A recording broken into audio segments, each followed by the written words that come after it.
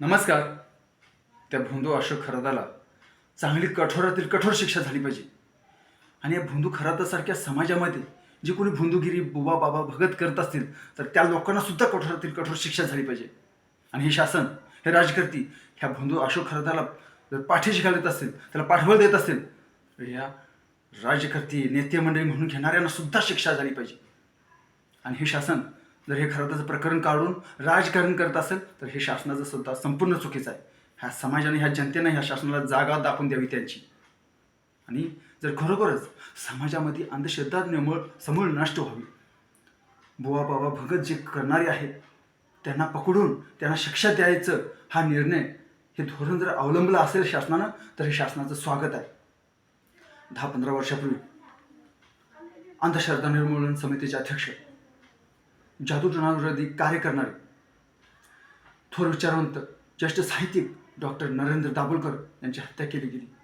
Kalaburagi comrade Govind Pansare यांची हत्या केली गेली. का?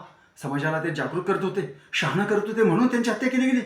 पण त्यांची हत्या जरी झाली असली तर त्यांचा विचार कधीच मरणार नाही.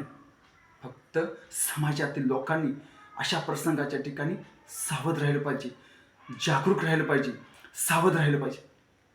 आणि ह्या भगवंतानं आपणाला बुद्धी दिल्या, सतसत बुद्धीचा वापर करून आपण आपलं जीवन जगलं पाहिजे. हे शरीर दिले, हातपाय दिले कष्ट करण्यासाठी. प्रामाणिकपणानं कष्ट करा, चांगलं कर्म करा, विचार ठेवा, चांगले नीतिमत्ता ठेवा. नाहीतर अशा ह्या समाजातील भोंदूगिरींच्या पायावर डोकं ठेवण्याची वेळ तुमच्यावर येणार नाही. आणि हाच मुद्दा, हाच विचार आपल्या सर्व जनतेसमोर मांडायसाठी हा मी व्हिडिओ बनवत आहे. फक्त हे कोणत्याही अनिष्ट अंधश्रद्धेच्या आहारी न जाता सतसत बुद्धी वापरून आपण आपले जीवन सुखा समाधानानं जगावं, हीच भगवंताचरणी प्रार्थना.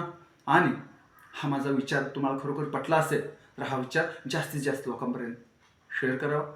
आणि माझ्या ह्या विचारावरती आपल्या जरूर कमेंटमध्ये आपली प्रतिक्रिया द्या. आणि माझ्या यूट्यूब चॅनलला सबस्क्राईब करा.